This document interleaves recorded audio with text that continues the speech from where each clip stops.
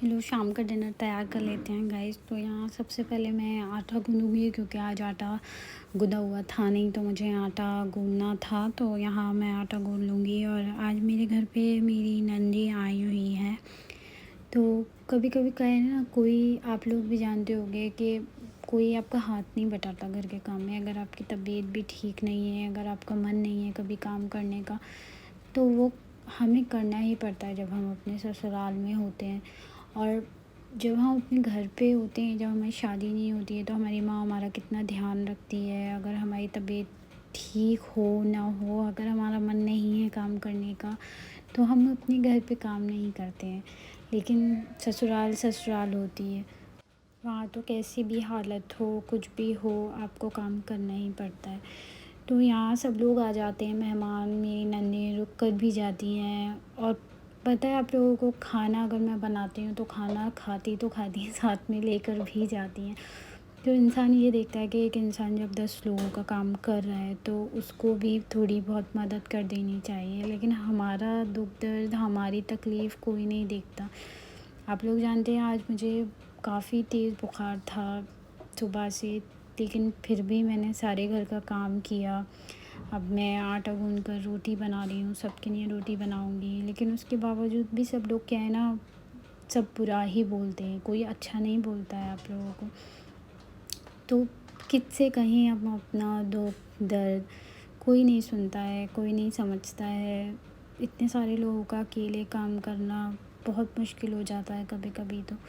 لیکن کیا کریں, کرنا پڑتا ہے جب انسان کا پتہ ہے کوئی اسٹینڈ نہیں لے گا آپ کے لیے, اور آپ کو شادی کر کے بس آپ جانتے ہو کہ ہاں یہیں رہنا ہے, آپ کو ساری زندگی یہیں کاٹنی ہے. اور جب آپ کے بچے ہو جاتے ہیں تو ان سب کا دھیان یہی رکھتے ہو کہ ہم اگر الگ ہو گئے, یا اگر ہم ایسا سوچیں گے تو ہمارے بچوں کا کیا ہوگا.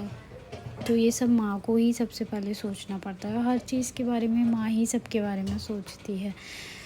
تو بس کبھی کبھی دل بہت اداس ہوتا ہے یا بہت بھاری دل ہوتا ہے, تو انسان یہی سوچتا ہے کہ اپنا دکھ درد کسی کے ساتھ شیئر کرے.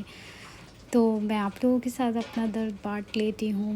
تو مجھے زیادہ کچھ تو نہیں آتا اپنی لائف میں نے کچھ زیادہ کیا بھی نہیں ہے, نہ میں پڑھی لکھی ہوں, نہ میں کچھ جانتی ہوں.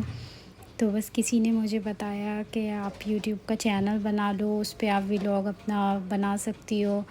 تو آپ لوگ جانتے ہو میں نے کسی کو بھی نہیں بتایا ہے کہ میں یوٹیوب پہ ولاگ بنایا, اس لیے میں صرف جب کوئی نہیں ہوتا ہے تبھی بناتی ہوں ولاگ. اور اس کے بعد بس اکیلے ہی کام کرتی رہتی ہوں. تو صرف کچن سے ہی زندگی ہے, اور کچن میں ہی کام کرتے رہیں گے. اگر شاید اتنے زیادہ پڑھے لکھے ہوتے یا پڑھائی کی ہوتی تو شاید ہم بھی کچھ بن جاتے اور دنیا ہمیں بھی سمجھتی.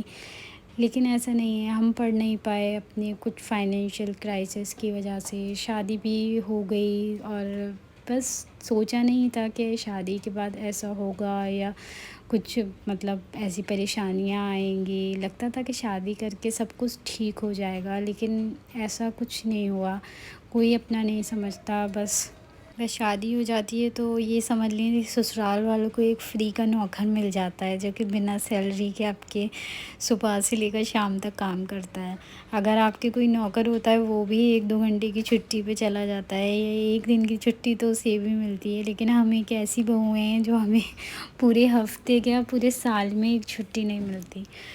کبھی آپ بیمار ہو تبھی آپ کچھ کام, کبھی بھی ایسا نہیں ہوا کہ کام نہ کرنا پڑے. تو آج کا زندگی کا سفر تو ایسے ہی چلتا رہے گا, دکھ درد ایسے ہی چلتے رہیں گے. اگر آپ کو میری ویڈیو پسند آتے ہیں یا میرا ولاگ اچھا لگتا ہے تو مجھے ضرور بتائیے گا.